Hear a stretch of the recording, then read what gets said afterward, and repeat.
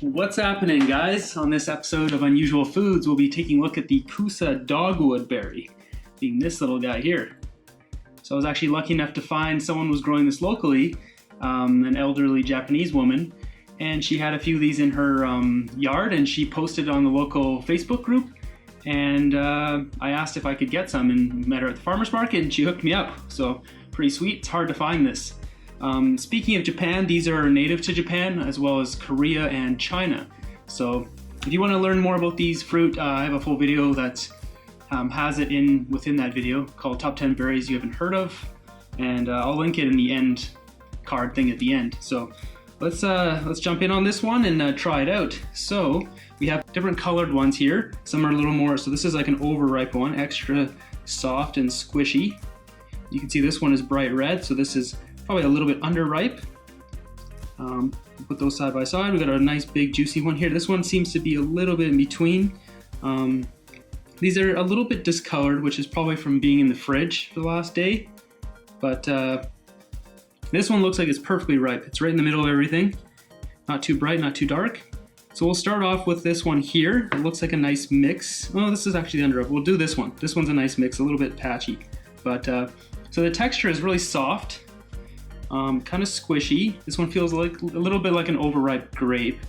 This little underripe one feels like a perfect grape that wouldn't pop. You can squeeze it and it kind of pushes back on your fingers. It's got some little spikies on it.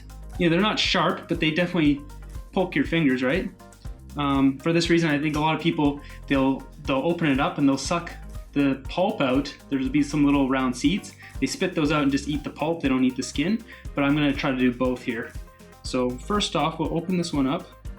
We'll take a look at what's inside. So inside here we've got some orange pulp in the middle, or yellowish, deep yellowish.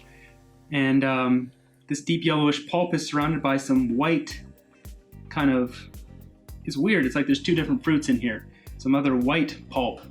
So that's kind of an interesting one. Never seen anything like that before. We'll try this one out. Very soft, like applesauce.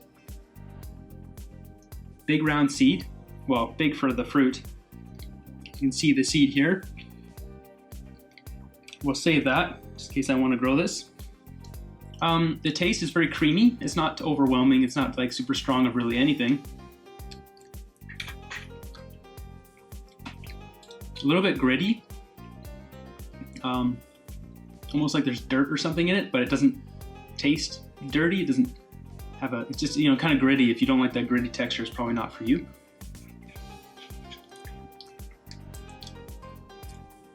I mean, if you had like a handful of these, you stuck it in a smoothie, it's probably gonna make a really nice texture. Try eating the skin by itself, and then we'll eat it with some of the fruit. So skin, yeah, a little bit bitter. It's pokey, it's bitter, it's a little kind of dry.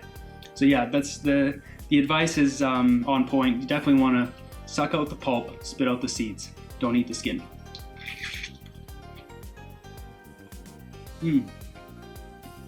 Very, very, very creamy. It's like a blended up banana with fibers holding it together. Like I don't know, like the inside of a peach or something around the pit. There's those little fibers. It's kind of like, not as strong, but kind of like that holding a banana together. That's the texture. Taste, it's very creamy. It's very minute. Very soft flavor to it, little soft sweetness. I wouldn't really go anywhere with it. I mean, it doesn't really taste tropical, but the texture is kind of feeling like a banana, so it's kind of weird. It's almost like if you watered down a peach with a banana and made it like really mild and just really creamy. So be sure to subscribe to the channel, like the video. Until the next one, have a great day.